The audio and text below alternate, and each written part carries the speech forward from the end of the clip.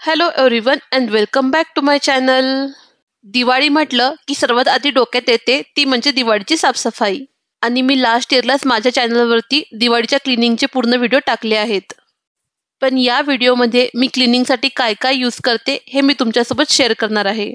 मी वर्षभरातून घराचे पडदे फक्त 1 ते 2 वेळा धुते. तर घराचे पडदे धुण्यासाठी मी हे सर्फ एक्सेल मॅटिकचे शॉर्ट्स यूज करते. मला हे सर्वात आधी झेप्टोवरती सॅम्पल प्रोडक्टमध्ये मिळाले आणि त्याने मी माझी व्हाईट बेडशीट एकदा धुवून बघितली. खूप स्वच्छ निघाली आणि याचा सुगंधसुद्धा खूप दिवस टिकून राहतो. तर हे यूज करताना आपल्याला फक्त एक पॉट पडद्यांसोबत मशीनमध्ये घालायचं आहे. खूप स्वच्छ निघतात आणि सुगंधसुद्धा छान येतो. त्यानंतर घराच्या इतर क्लिनिंगसाठी जसे की कॅबिनेट, ग्लास, मिरर आणि टॅब या सर्व गोष्टी क्लीन करण्यासाठी मी एक सोल्युशन बनवते. त्यासाठी अशी मी एक स्प्रे बॉटल घेतली आहे. इथं यामध्ये आपल्याला घालायचं आहे व्हाईट विनेगर आपल्याला हाफ बॉटल भरायची आहे. त्यानंतर उरलेली हाफ बॉटल आपल्याला पाण्याने भरायची आहे. आता यामध्ये 2 ते 3 ड्रॉप विम लिक्विडचे घालायचे आहेत.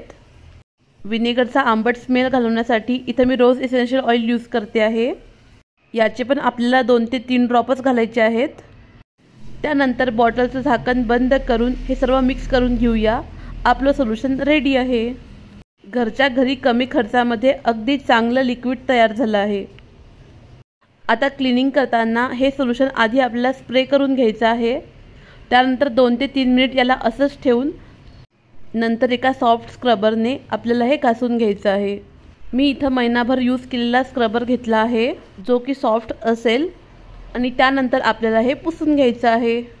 हे सोल्युशन तुम्ही कुठल्याही क्षारांच्या डागासाठी किंवा ऑइलच्या डागांसाठी सुद्धा वापरू शकतात. त्यानंतर दिवाळीची क्लिनिंग करण्यासाठी मी असे क्लॉथ टिश्यू घेतले होते.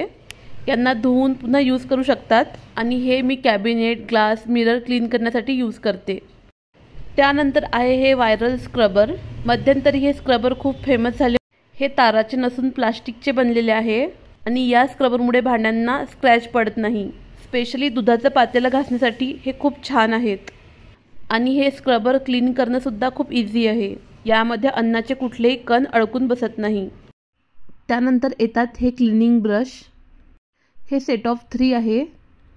यामध्ये एक लोखंडाचा, एक पितळीचा आणि एक प्लास्टिकचा ब्रश आहे.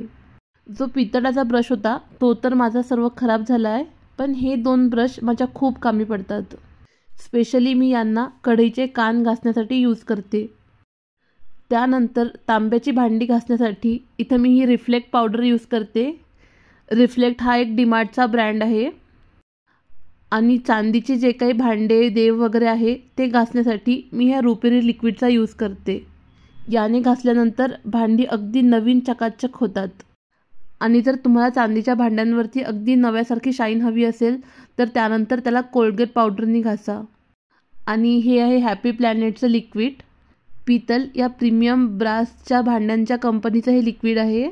हे मला झेप्टोवरती सॅम्पलमध्ये मिळालं होतं आणि मी ते यूज करून बघितलं. खरंच खूप छान लिक्विड आहे. खूप स्वच्छ भांडी निघतात त्याने. त्यानंतर माझ्या क्लिनिंगच्या सामानामध्ये अजून एक असते ते म्हणजे हे सायट्रिक ॲसिड. हे पण मी तांब्या पितळीची भांडी क्लीन करण्यासाठी यूज करते. मिशोवरून मी हे मायक्रोफायबर क्लॉथ ऑर्डर केले होते. 199 मध्ये हे 20 येतात. याचा पण मला खूप छान यूज झाला आहे. हे कापड मी डेलीच्या डस्टिंगसाठी यूज करते. या कापडांची मला एक गोष्ट आवडली की धुतल्यानंतर यामधला सगळा मळ वगैरे सगळं निघून जाते आणि अगदी नव्यासारखा हा कापड राहतो. मी क्लिनिंगसाठी सर्वात जास्त यूज करते हा कापड.